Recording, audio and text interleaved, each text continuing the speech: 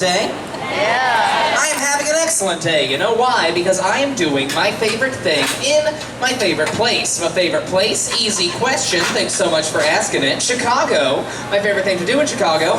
Another easy question. You're taking it easy on this boat ride, talking about Chicago on a boat. I love to do it, and I'm so excited to be doing it for these next 90 minutes. And I am going to be talking for a majority of those 90 minutes. About 75 of the 90 I'll be talking, and even if you go down to the bar, even if you go to the bathrooms, I'll be there. Not physically, verbally, just my horrible way of saying if you do need to go downstairs for any reason, don't worry about missing the narration. We got speakers down there. Now, the reason I love talking about this city so much, reason number one, this city is one of the architectural capitals of the world. The reason I say that, reason number one, look around us right now. Now, unless you guys picked a beautiful night to take a tour of Chicago, and for those of you who just got to Chicago like 3 hours ago, this is what the weather is like all the time. It never changes. It's this nice. For those of you who live in Chicago, keep your mouth shut. They don't even know the truth. It's supposed to be a nice week. But you know what I say, rain or shine, gloom or doom, even during January, I think every day is a beautiful day in this city, thanks to all of our lovely architecture. Now, I keep going on and on about how we have all these great buildings all day long, but I haven't pointed anything out yet, so let's begin. Now, most of the stuff that I'm going to be talking about today, it's going to be on the right-hand side of the boat. If I ever veer over to the left, though, do not worry. I will describe the building. I may say the name of the building. I am also going to use an ancient tour guide method of indication. You've probably seen it before. Pointing at the buildings. You know what I'm talking about. But the first building we're talking about today is the one that we were docked at. This is the Wrigley Building. Now, design for the Wrigley Building was started in 1919 by Graham Anderson Probst and White, finished in 1921. The architectural style on this building is called French Beaux-Arts. Now, French Beaux-Arts style buildings are always going to have three things on them. They're going to have an ornately decorated bottom, a stack of plain floors, then an ornately decorated top that is French Beaux-Arts style. Now, this building was originally built for the Wrigley Chewing Gum Corporation. I've got a fun fact and then a question for you guys about Wrigley Chewing Gum. Fun fact, they did not originally sell chewing gum. Does anybody know what they originally sold? If you do, just yell it out. Anybody know? Soap, heard a lot of it. Yes, soap and baking soda, other chemical dry goods like that, like laundry detergent. But this soap is not selling too well for Wrigley, so as a promotion, they started adding pieces of gum to the packs of soap. People liked the taste of the gum sample so much, they started buying the soap just for the gum and throwing the soap away. So Wrigley decided to rebrand into a chewing gum company. Now on the right-hand side here, you're going to see the second tallest building in Chicago. This is the Trump International Hotel and Tower, designed by Adrian Smith in 2009. Now, Adrian Smith, he is a world-famous Chicago local architect. Now, he's world-famous not necessarily for designing this building. He's world-famous for designing a building that is not in the U.S. The building I'm talking about is in Dubai. It's called the Burj Khalifa. Raise of hands, anybody heard of that building? Yeah, you're going to see a lot of hands go up. That's the world's tallest building. Now, to put the height of the Burj Khalifa into perspective, it's easy to do. All you got to do is look at the top of Trump Tower, add another Trump Tower on top of it. That's how tall the Burj Khalifa is. This one is 1,388 feet tall, where the Burj Khalifa is 2,717 feet tall. Now on the right-hand side, poking out from behind the Trump Tower there, you're going to see this black box building. Now, right past the bridge on the right-hand side, that is the American Medical Association building, originally built for IBM in the 1970s. It is also very important to the world of architecture because this is the last office building by the architect known as Mies van der Rohe. Now, Mies van der Rohe came up into architecture in the mid-1900s, and as he was becoming an architect, all architects around him, they were cladding their buildings a lot of fancy carved stone and ornamentation. Now, all this ornamentation, it's very beautiful, but it cost a lot of money, it took a lot of time, and it was unnecessary. It was just for decor.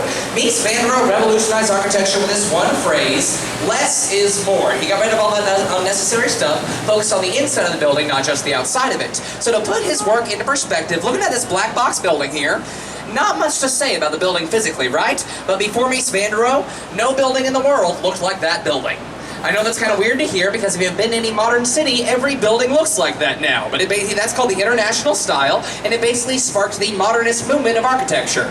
Now, Mies van der Rohe, he was also a teacher. He taught this whole less is more philosophy. Pretty sure one of his students disagreed with it, though, because that guy's name was Bertrand Goldberg, and he designed these two buildings right next to us. The Corn Cobs, as they're better well known in Chicago for obvious reasons. The actual name of them is Marina City Towers. Now, Marina City Towers was built in 1964 by Bertrand Goldberg in an effort to attract middle-class workers downtown to live, because folks back in the day, no one wanted to live in downtown Chicago. It was not a very popular area. Most people just worked down here. So Bertrand designed these two buildings like a city inside of a city. On the inside, there was a roller rink, a grocery store, a doctor's office, a movie theater, a bowling alley. Basically every accommodation you needed to live downtown. Now the common questions I'll get about those buildings: one, what do the apartments look like on the inside? I've got a weird answer for you. A slice of pie. You enter the pointy and it goes outwards towards the balcony. Other common question I'll get: has anyone ever driven off of the parking lot before? Yes, twice, but it was for TV and movies. Don't worry, nobody got hurt. A commercial in the early 2000s for an insurance company, and then before that, Steve McQueen's last film, The Hunter. They drove a car off that building as well. Now on the right-hand side, right past the bridge, you're going to see this shorter red brick building. Now this building is called the Reed Murdoch Center. It was built in 1914 by George Nimmons. Now there is something distinctly off about the architecture of this building, and we're going to play a little bit of a game for y'all to figure it out. Now if you already know the answer, don't yell it out to the end of these 5 seconds. I'm going to give you 5 seconds to look all around the building. Then I'm going to ask you what's weird about it. Now don't say anything till the end of those 5 seconds. While you're ready, look all around the building. Go. 5, 4, 3, 2, 1.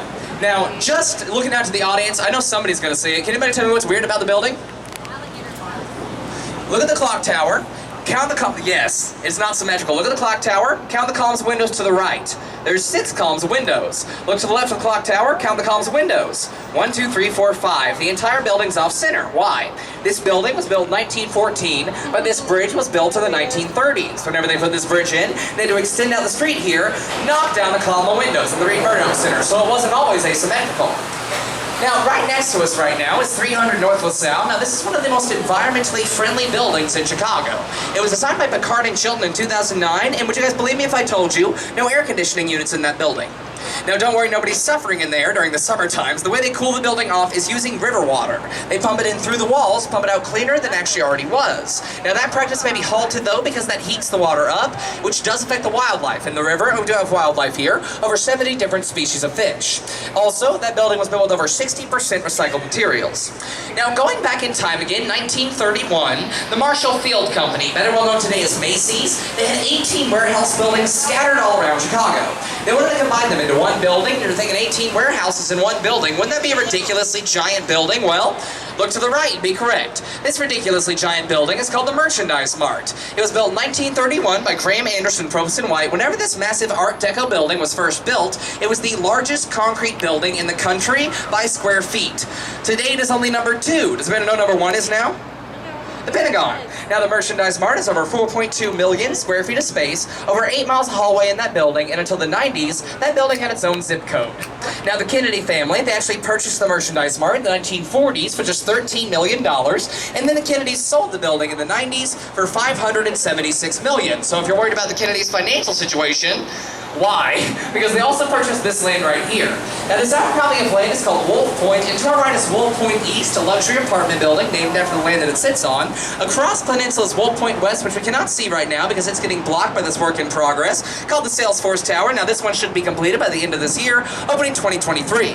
Now the land itself actually holds a lot of historical significance. This is where Marquette and Joliet, the first non-native visitors to this area, were brought by the Potawatomi, the indigenous people, when they were first brought here.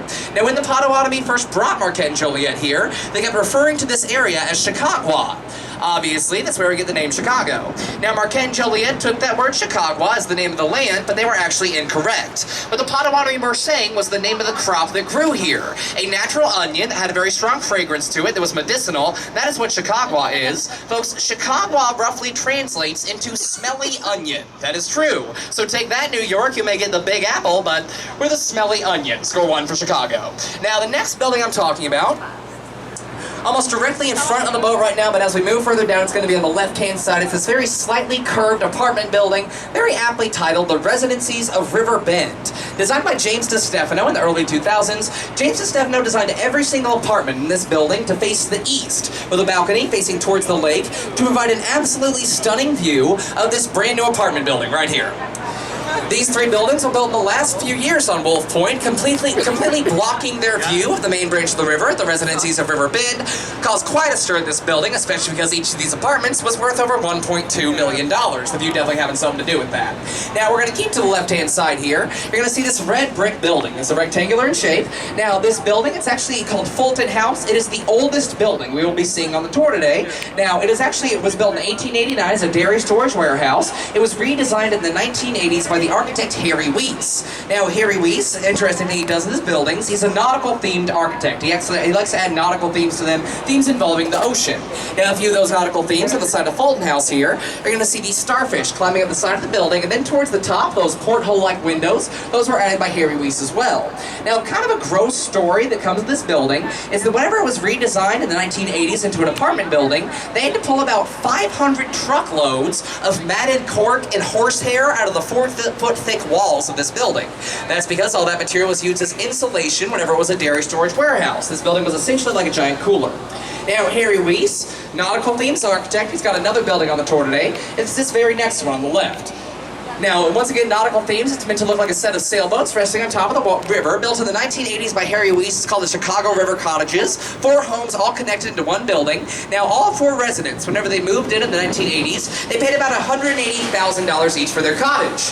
All 4 residents stayed there till last year. One moved out, put his cottage up for sale. It sold within a day for $3.6 million. So property value on the river in Chicago has changed quite a bit since the 70s. Since the 80s. Another good example that would also be to the right. This long building here, it's called the East Bank Club. It is a luxury athletic facility, or how I like to put it, it's where the jet set go to sweat. It's a super fancy gym. Now, the reason I say this gym is super fancy, a few notable people have gone here. The Obama family, as well as Oprah Winfrey, have held memberships. Now, the reason I say it's a good example of how property value has changed on the river in Chicago, whenever this building was first built in the 70s, there were no windows on this side of it. That's because whenever you built on the river in Chicago back in the day, you sealed the wall facing the river completely off from view. You did not want to have to look at it, you didn't want your customers to have to look at it. This was so common, they gave it a name. They called it Back to the River, so all the buildings surrounding it as well would not have any windows on this side. Now, as you can see, the tune has changed. It is covered in windows on this side here, and it's actually illegal to develop on the Riverwalk in downtown Chicago and not have your Riverwalk be public. That may be a little bit confusing after I say this next bit, because if you look to the left, that's a gated community on the river in downtown Chicago. Now, the reason I said it's confusing, I said your Riverwalk has to be public. How can this be gated? Well, it's called Kinsey Park. It is a gated community, but they only close the gates at nighttime to keep them open during the day. So you can walk on the Kinsey Park Riverwalk. I will warn you, though, if you do walk on that Riverwalk, you cannot call it a Riverwalk. You gotta use the proper term. You gotta call it a promenade. You use the fancy words, y'all. It's luxury, gated. You gotta fit in, right? Now, on the right-hand side, you're going to see this red brick building, which is actually a prime example of something called adaptive reuse in architecture. Now, adaptive reuse, simplifying that, that's like recycling a building. Now, this is called the Chicago River Lofts. It used to be an old raw paper material warehouse. Now, a big indication of an adaptive reuse apartment building, a building that was used for something else previously, is the balconies. Notice how each balcony has these 2 little rope-like supports. That's a big indication those balconies were added afterwards and the building was used for something else before that. Now, you can drive around Chicago for more than 10 minutes. You're going to notice a lot of those balconies. This is a very popular thing to do because it makes financial sense. You're not having to design an entirely new building. You're just going to redesign it, clean it up. Don't have to knock it down and build a whole new structure. It's going to save a lot of construction costs. Again, it's called adaptive reuse. Now, on the right-hand side, we have a park on the right. Now, this park is called the Aaron Montgomery Ward Park. Now, that is the founder, Aaron Montgomery Ward. He was the founder of one of the many catalog companies based in Chicago. He was a millionaire here. I'm going to get to why we have this park named after him in just a moment, but before I do, I want to talk about the building that's in the very center. Now, in the very center of the park, you're going to see this white lined wraparound building, this white lined skeletal structure wrapping around the outside of it. It's almost a trapezoid in shape. That is Kingsbury on the park. And as we move further down, you will notice it has a sibling, a building with more rectangular shape, but that sort of same wraparound white skeletal structure that is Erie on the park. Kingsbury and Erie on the park were designed in the late 1970s, 1978, by Lucien Lagrange, and they're the European industrial style of architecture. Now, what sets the European industrial style of architecture off from a a lot of other styles, is the metal framework of the building. Usually, the metal framework, the stuff that holds the weight of the building up, the skeletal structure, usually that's covered up, it's clad over. You do not see it, but you do see the metal framework on Kingsbury and Erie on the Park. You still see those I-beams. This is intentionally made to make the building look unfinished. Now, this is actually not a very popular style of architecture. It's actually, these are some of the only examples of it in Chicago, Kingsbury and Erie on the Park. Now, going back to the guy that this park is named after, Aaron Montgomery Ward. One day, after he'd become a millionaire, he was looking out his window when he saw something he did not like. He saw people developing privately on the lakefront. Now, the reason Aaron Montgomery Ward did not like this is because in the original town charter for this city, it says that the lakefront should remain free, clear, and open to the public. So how did he stop all these private developers building buildings that were on the lakefront? He sued every single person involved with those developments. He sued every single person for many, many years, stopping all the construction on the lakefront. As he was stopping all this construction, the people of Chicago kept calling Aaron Montgomery Ward the enemy to progress. But thanks to him, a law was passed banning private development, and now we have 28 miles of beautiful, publicly accessible lakefront, including Grant and Millennium Park. Raise your hands, anybody been to Grant Millennium Park while they're visiting Chicago? Now, if you live here, I'm sure you've been there a lot, but if you're visiting, highly recommend to visit to both, especially if the weather is nice. Now, Grant and Millennium Park, they're connected to one another right on the lakefront. Now, Grant Park, that's the larger of the two. It is considered Chicago's front yard. It is home to the Buckingham Fountain, one of the largest fountains in the world. Now, you go in one direction in Grant Park, you're going to end up in the museum campus. Now, the museum campus, that is where the Field Museum of Natural History, the Shedd Aquarium, and the Adler Planetarium are. Also, the museum campus is home to Soldier Field. Soldier Field is the playing field for anyone want to say it with me? The Bears. Yes, the Bears play in Soldier Field. Not a lot of happy Chicagoans exit that building. Now, if you go in the opposite way, in Grant Park, you're going to end up in Millennium Park. It is right next to it. Now, Millennium Park, it is home to the J. Pritzker Pavilion, a massive amphitheater that's there, but also, what I consider the main attraction in Millennium Park is a large sculpture better well known as the Bean. Raise your hands, who knows what I'm saying when I say the Bean? You can probably picture it. Now, it is not called the Bean, and the artist who made the Bean, Anish Kapoor, hates that name. He does not like that people call it the Bean, but I'm so sorry, Anish, you shouldn't have made a giant chrome-plated jelly bean. That's what it looks like. It looks like a giant jelly bean. Whenever I say giant, I do mean giant. It's bigger than this boat, but if you're looking for it on the map, it is called Cloud Gate in Millennium Park. Now, on the right-hand side here, you're going to see this long building. Now, this long building, it is called the Domain, and it actually used to be a warehouse for the Montgomery Ward Catalog Company. Think a modern-day Amazon warehouse, and they fill the packaged orders. Now, whenever they redesigned this building for Groupon in the 90s, they found about 500 pairs of roller skates in the basement of this building. Now, these were not forgotten orders. They were the old-timey roller skates that you clipped onto your shoes. If you were an employee of that warehouse and you clocked in every morning, guess what you did next?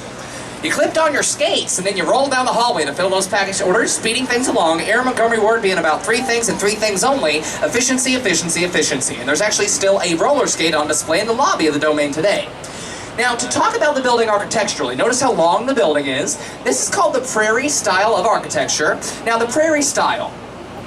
He did not design this building, but the architect that is best well known for popularizing the Prairie style, bringing it into the mainstream, is a very well-known architect to this area specifically, and also very well-known architect to the United States. The guy's name I'm talking about, his name is Frank Lloyd Wright. Raise a hand, anybody heard of Frank Lloyd Wright?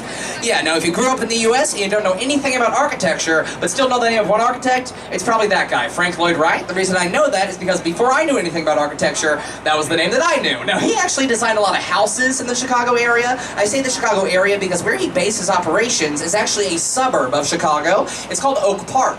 Now, you can take a walking tour of that historic neighborhood. We actually designed a lot of his houses, but you cannot go inside of the homes, obviously. People still live there. You can go inside of one Frank Lloyd Wright mansion that he designed himself inside of Oak Park, his. You can actually go inside of the home that he designed himself. Now, if you do go to the Frank Lloyd Wright house or any of Frank Lloyd Wright's homes, and you get to tour inside of them, something to take note of is the hallways. Go into one of the hallways of his house, and then just stand there and take note of how you feel physically. Something strange that Frank Lloyd Wright did with his homes is he made the hallways uncomfortable to stand in. This was so people wouldn't congregate in them and would push them further into the larger common spaces that he worked harder on in his designs, like the living room, bathrooms, and bedrooms that he thought people should see more. So yes, you can check that out at the Frank Lloyd Wright House, Oak Park, Illinois. Now, if you're curious, Frank Lloyd Wright, he did not design a lot of skyscrapers in his career. He actually only designed one. It's in Oklahoma. It's a hotel. Now, on the right-hand side, you're going to see two buildings, one that's close to us, or it's one that's right next to us here, and both say the Chicago Tribune. Now, one's right past the right past the street there. Now, this one that's right next to us, it is no longer occupied by the Tribune. It's been empty for a while now, and it's at high risk for getting demolished. It's not the building in Chicago that's at the highest risk for getting torn down, though I'll actually show that one to you guys. Now also, this area, it's kind of been popular in the news lately because it is rumored that a casino is going to be built in this area as well. Now that's kind of polarizing subject. Some people are really in favor, some people aren't. But yes, that's the area where they want to build it up. Now a few television shows and movies shoot in that area as well. But this one is still occupied by the Tribune. This is actually where they print the newspaper. Now this printing press in here can print over 70,000 newspapers every hour. Got a yes or no question for you guys. Do we need 70,000 newspapers every hour from one newspaper anymore? No, we get our news from different outlets, but that is not being underutilized. That newspaper press is shared amongst 4 other newspaper companies, including the New York Times. Most of the Midwest New York Times get printed at this facility. Now, another fun fact about this building is that this building was once voted by an article to be the second ugliest building in the city of Chicago. Now, of course, everyone's first question after I say that is, what's number 1? Yeah, what's the ugliest building in the city? Folks, I would never do that. Shame on you. I would never point out a building in such a way to disparage it. Call it the ugliest building in Chicago, the Thompson Center. Anyway, I'll get into it. The James R. Thompson Center is widely considered the ugliest building in the city, and for those of you who live in Chicago, you probably heard that name in the news a lot lately because Google just bought the Thompson Center. Yes, Google bought it, bought the ugliest building in the city, and my theory goes that Google bought the Thompson Center for the exact reasons that people think the Thompson Center is ugly. First reason, it's very colorful. Architects don't love a very colorful building. They find it tacky. The Thompson Center is covered in a bunch of thin, bright red, blue, and silver panels wrapping around the outside of it. Also, I said wrapping around because it is a very bizarre shape. Another reason I think Google bought the building. The Thompson Center is in the shape of a box. If half of that box were cut in half in the shape of a cone. It's very bizarre, but yes, you can actually see the building if you are riding on the L line. It's a stop on the blue, pink, brown, purple, and green line trains. So if you're riding on the L line and you hear Clark and Lake stop, that's the Thompson Center. You can see the ugliest building in the city. It's right downtown. We won't be able to see it all from the river today, unfortunately. Or fortunately, depending on how you look at it. But that's the ugliest building. And now, folks, let's get into some history. So to start with the history of Chicago, I'm going to start in the year 1673 with 2 guys I've already told you their names, Marquette and Joliet. Now, Jacques Marquette and Louis Joliet were 2 Frenchmen that were tasked by France to find a trade route from Canada through the Mississippi River to the Pacific Ocean. This trade route does not exist. They found a trade route to the Gulf of Mexico, and on their way back up the Mississippi, they encountered a friendly indigenous tribe called the Potawatomi. The Potawatomi told Marquette and Joliet about a shortcut back to Canada through what they call the Ocean of the Illinois. You can probably guess what the Ocean of the Illinois is. It's east of us right now. It's Lake Michigan. Now, of course, Marquette and Joliet, they were not looking to settle anywhere. They just logged their findings. They left. That was in 1673. 106 years passed by, and then in 1779, Chicago gets its first non-native citizen and a black Haitian fur trader by the name of Jean-Baptiste Pointe-de-Sable. A black Haitian fur trader considered the father of Chicago.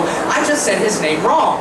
I said how most Chicagoans say his name, and so I said his name wrong though. Baptiste Pointe-de-Sable. He was a Haitian man.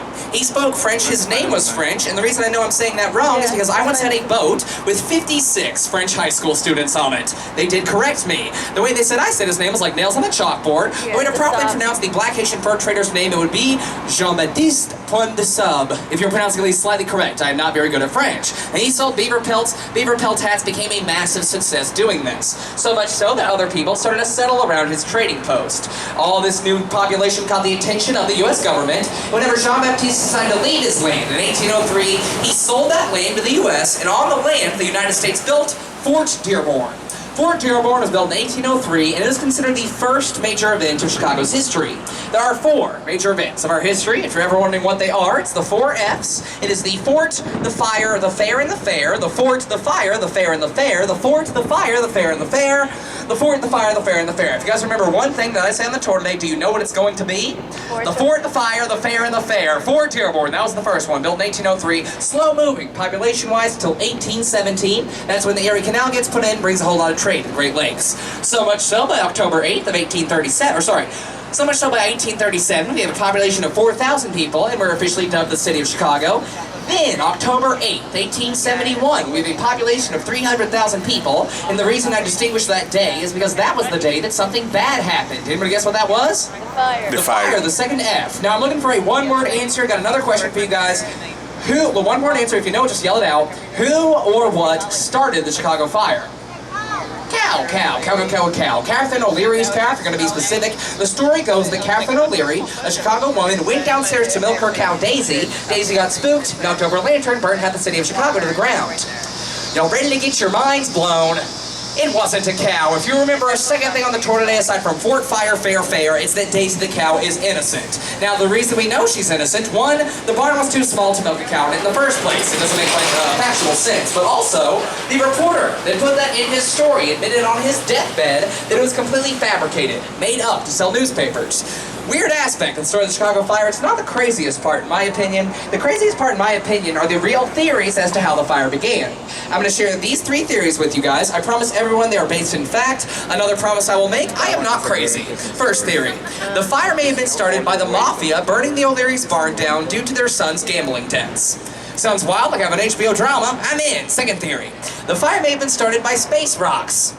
Hear me out, that's why I said I'm not crazy. Peshtigo, Wisconsin, as well as another neighboring city in Michigan, were almost completely leveled that exact same night by fires that were proven to be started by meteor showers. That was proven, so it's not hard to believe. That's the same reason the Chicago fire started. And then my third favorite and final theory is that the O'Leary's neighbor accidentally started the fire. That neighbor went by the name Peg Leg O'Sullivan. That was his real name, you can Google it. It said that he dumped out his pipe onto the O'Leary's lawn, causing him to set alight. Now, the fire was immensely damaging. 17,000 buildings were destroyed. 250 people lost their lives. The only reason the fire stopped burning after 2 days, it finally started to rain. Now, after that rain happened, a huge rebuild occurred over the course of 20 years. I'm going to get to that rebuild as well as the other 2 Fs as we get further down the South Branch here. But now let's get back into talking about some buildings. Now, the next building I'm talking about is on the right-hand side. It's past the train tracks here. It's called 150 North Riverside. And I always say this building comes with its own hand movement. I just saw 3 people do it. Now, y'all are watching me, but I'm also watching you. And every time somebody notices this building and they want somebody else to notice it, they're going to do one of 3 things. Something like this, something like this, or something like this. Peace and love, or a little pinch. Because look at the bottom of the building. Your eyes are not deceiving you. That building is built on a 40-foot base, and it grows outwards from the bottom. Now, this one's called 150 North Riverside, and I'm about to show you guys my favorite thing about this building. I think it's just bright enough. The next tour's not going to be able to see this because it's going to be too dark. But as you get out from underneath the bridge, look up at the slanted glass. We're going underneath. Also, what I consider the best cheeseburger in Chicago is in this building. It's at a place called Small Cheval. It's a smaller version of another restaurant called Au Cheval.